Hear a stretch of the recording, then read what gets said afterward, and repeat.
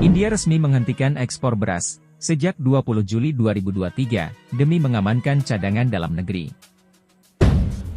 Kebijakan serupa juga diterapkan oleh Vietnam yang memangkas ekspor beras sebesar 44%. Kendati demikian, Vietnam baru akan menerapkan kebijakan tersebut pada 2030. Keputusan India dan Vietnam jelas akan mengkhawatirkan, mengingat dua negara tersebut masuk dalam 5 importir terbesar Indonesia. Kendati demikian, Kepala Badan Pangan Nasional, atau National Food Agency, yang biasa disingkat NFA, Arief Prasetyo Adi, menyatakan kebijakan larangan ekspor beras India tersebut tak akan berpengaruh signifikan terhadap stabilitas pangan tanah air. Sebab, stok beras pemerintah cukup banyak. Kita akan pastikan bahwa Indonesia memiliki stok yang cukup, hitungannya, carry over dari 2022 ke 2023 itu, ada sekitar 4 juta ton, kemudian, dari amatan KSA, atau kerangka sampel area, kita punya produksi, lebih dari 2,8 juta ton, pada amatan bulan Mei, jadi, kita optimis beras aman, ungkap Arief. Adapun target produksi beras dalam negeri, mencapai 30 juta ton. Saat ini, stok Bulog berada di angka 735.000 ton, ditambah realisasi importasi, sekitar 500.000 ton, karena masih dilakukan penyerapan dari dalam negeri. Selain itu, pemerintah melalui Perum Bulog, juga mempersiapkan impor, untuk memenuhi cadangan beras pemerintah, atau CBP, sebanyak 2 juta ton, dari beberapa negara, tidak termasuk India. Sekretaris Perusahaan Bulog, Awaludin Iqbal mengatakan, India hanya salah satu sumber beras impor Indonesia. Mayoritas beras impor Indonesia, berasal dari Thailand, dan Vietnam. Berdasarkan data BPS, impor beras Indonesia pada 2021, paling banyak dari India, mencapai 215,38 ribu ton. Kemudian, disusul oleh Thailand, sebesar 69,36 ribu ton, dan Vietnam, sebanyak 65,69 ribu ton. Pada 2022, posisi tak banyak berubah, impor utama beras Indonesia, berasal dari India, sebanyak 178,53 ribu ton, lalu, diikuti oleh Pakistan, sebanyak 84,4 ribu ton, dan Vietnam, sebanyak 81,82 ribu ton. Sedangkan Thailand, bergeser ke posisi keempat, dengan total impor, sebanyak 80,18 ribu ton, sepanjang tahun lalu.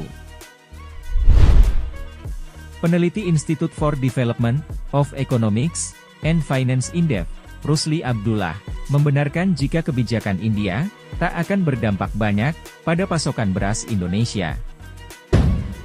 Pasalnya, tak semua beras yang dikirim ke tanah air untuk stok pemerintah. Sebagian dari beras impor adalah beras khusus yang dipasok untuk perusahaan swasta, seperti beras basmati. Selama ini, beras kita surplus, beras umum ya bukan beras khusus. Jadi, memang beras umum yang digunakan masyarakat itu, kita surplus sejak 2018, jelas Rusli. Menurutnya, untuk beras umum, yang selama ini menjadi tugas Bulog, untuk stabilisasi harga, dan stoknya, sangat aman karena surplus. Walaupun ada impor, itu hanya memenuhi mandat, untuk cadangan beras pemerintah, atau CBP, dan itu pun hanya sedikit, dari India. Kita nggak impor beras umum, dari India, ataupun Vietnam, kalaupun ada impor kecil, makanya pengaruhnya nggak langsung, imbuhnya. Rusli menilai, saat ini, yang lebih berdampak pada kenaikan harga beras, adalah kekhawatiran akan El Nino. Sehingga, inilah yang perlu dicari pemerintah, cara untuk mengatasinya. Harga beras domestik, kenaikannya lebih didorong, karena kekhawatiran El Nino, bukan karena India dan Vietnam, stop ekspor beras mereka, jelasnya. Senada dengan pengamat pertanian dari IPB, Dwi Andreas Santosa, juga menyatakan dampak pelarangan ekspor beras India, tak terlalu besar ke Indonesia. Sebab, beras yang diimpor dari India, kebanyakan khusus untuk restoran, ataupun digunakan sebagai bahan baku, untuk pembuatan tepung. Impor dari India relatif kecil, dan dalam bentuk menir, yang memang terbesar di sana. Jadi, nggak akan terlalu berpengaruh terhadap stok beras di Indonesia, jelasnya. Menurutnya, saat ini, cadangan beras pemerintah di Perumbulok masih besar. Apalagi, pada akhir 2022 lalu sudah disepakati untuk impor beras sebanyak 1 juta ton, dan sudah masuk sekitar 500.000 ton untuk menambah cadangan beras umum. Oleh karena itu, ia memperkirakan harga beras sepanjang 2024 ini akan relatif stabil.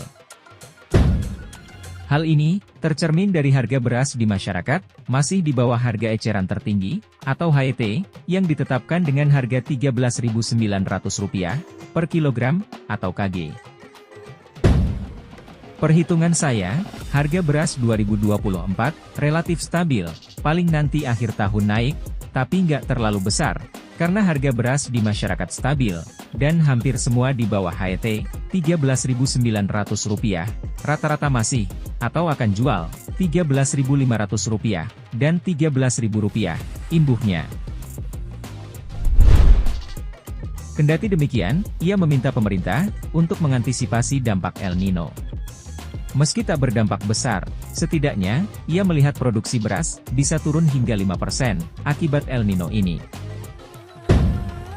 Oleh sebab itu, ia berharap pemerintah bisa menjaga pasokan air untuk petani, khususnya wilayah-wilayah tertentu yang memang selama ini membutuhkan pengairan.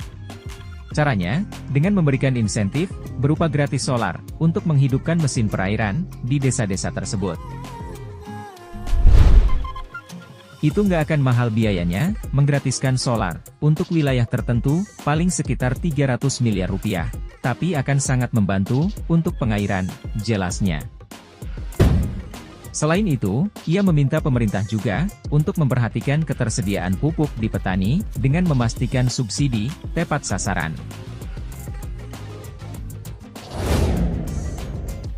Terima kasih telah menonton video ini, ikuti terus channel saya Pencari Fakta, agar sobat sekalian tidak ketinggalan informasi menarik terkait fakta yang ada di seluruh dunia, terlebih khusus yang ada di Indonesia. Jangan lupa like, komen, dan subscribe. Terima kasih.